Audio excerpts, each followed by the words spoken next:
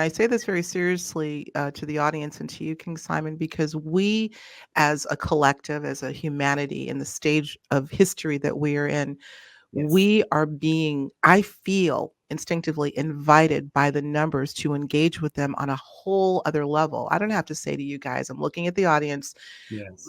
this bombardment of number patterns, repeating numbers, dare I say 1111, but much more than that. Hmm. And I want to dig into that. I want your perspective. Yes. Let's talk about now. Let's just get right down to it, y'all. Let's talk about what's going on right now, what's been going on, frankly, for maybe even a couple of decades, but it's certainly reaching, I would say, a crescendo, having to do with numbers being so integral in our lives. Can Right. you give us a summary of, just from your perspective, why you think now and what this all means? Well, what's happening now is that we are just a little bit more aware of it in the Western Hemisphere. They've always been aware of it in the Eastern Hemisphere. Thus, you have Vedic numerology. You have, remember where Pythagorean came from. And Pythagorean is, according to the West, one of their fathers, founding fathers of the understanding of the vibration and symbolism of numbers. But yet, in the story of Manly Hall, P. Manly Hall, and all of them, they said that Pythagoras went and studied amongst the elders and the people of antiquity, which happens to be from either Kemet, which is called Egypt today, or people from India and all these different places. So he went to the melanated people because he didn't find it where he was at. That's why most of them left and studied, and they became the father of medicine, the father of this and the father of that.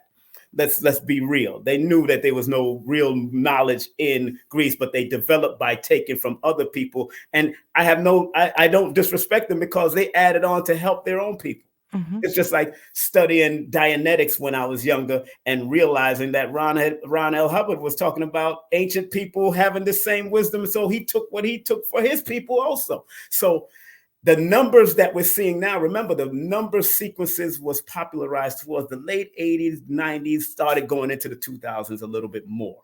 But you remember, there was Aleister Crowley, there was Blavatsky, but remember, their teacher was an African-American named Pascal Beverly Randolph, which I have his biography right here, to the point that they was trying to get him, and so to speak. And, legend has it that they set him up to either kill himself or something like that. That's the legend. There's a lot of debates amongst what happened. But that brother, born October the 8th, was a metaphysics and sex magic teacher from the Rosicrucian science. I even use Rosicrucian numerology also in patterns and cycles because I believe in people studying everything. And because these numbers are starting to be seen, these books are older. Most of the books I have are older than what y'all are recognizing today. I have books since 1908 to 1907 right here in my library because I just bought a book from a daughter of a numerologist who supposedly, there's a debate with that, she finding the word or the founder of the word numerology. We talked about that recently. I heard Yes, you. I spoke because I've been saying a man's name, but I only find very little about the man. He didn't even write a book, but the one that sounds similar to the same name, she wrote the book, and then her daughter took it, and she was studying under the same person they said he studied. So I think back in those days, they probably didn't want the woman to be the head or the Sure. It was a of that. patriarchal Yeah, culture. patriarchal culture, Absolutely. especially with Yeah. Europeans. You know what I'm saying? When in ancient times, we didn't live patriarchal, matriarchal. We understood the balance of it, where our women, Egalitarian. It was yes, exactly. egalitarian. Yeah. Our women understood that women ruled the spiritual aspect and the men ruled the physical, but they always consulted each other. Absolutely. That's why the movie 300 was so important, but still Leonidas got a little ignorant. He was told not to get into war, and he still did it out of his ego, his negative ego. Because that when he climbed up that mountain on 300, he went to consult the oracles, telling you what we did. You know what I'm saying? So it's so important that we recognize the deep connection between us and the numbers, because we all say, Alexis, that numbers don't lie. Numbers don't lie.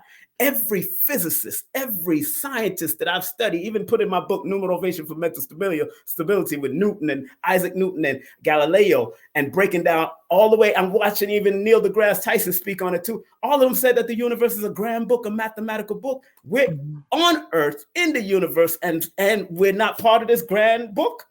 something's not right. Something has Absolutely. messed us up. Some of us have pulled us away from who we are so we can be accountable for who we are instead of believing in Jesus and Muhammad. And I have nothing against them. But every time I go to their names, I see master number. So that means somebody in the lexicon dictionary of religion know why they named those people those names in the English language. I'm like, wait a minute. What? Wow.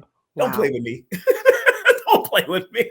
I told you this is going to be real, right? This is real. Yeah. This is a down low. Okay. Okay. So let's stick with this notion now, King Mhm. Simon, that people are being bombarded. Now, I hear what you're saying, that it's become popularized. Right. It's becoming popularized, but I want to dig a little bit more into the metaphysics of this. And when I Okay. say that, I'm talking about people who are not looking to develop a relationship with the That's right. numbers, but it's happening. There's Yes. something metaphysical going on. I'll give you an example.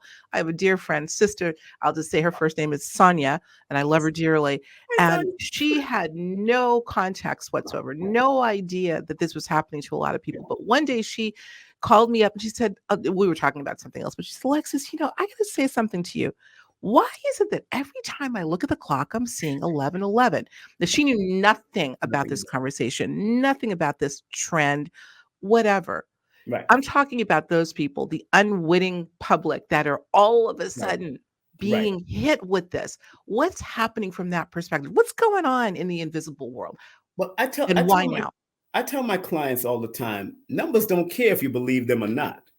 They work behind the scenes, whether you bear witness to them or not. You do a numerology every day. Every time you look at a clock, every time you look at analytics, anything that deals with numbers, because numerology just means the study of numbers. It's just Europeans and their madness that say, not people that understand this, but negative new Europeans that decided that, let's split everything up and make sure everything up. But the people that are what we call the novice, even the criminals see 11:11, 20:20. And sometimes you got to look at if you're a novice in it and you're seeing it too many times or 3 or more times, then there's something that is alerting you, because now it's time for you to wake up, because numbers are shown and signs are given for you to awaken at a certain time. Cycles are shown, just like when when winter is coming in and when fall is in, and there's always a cycle and a pattern that is shown throughout history for the last millions of years. Sure.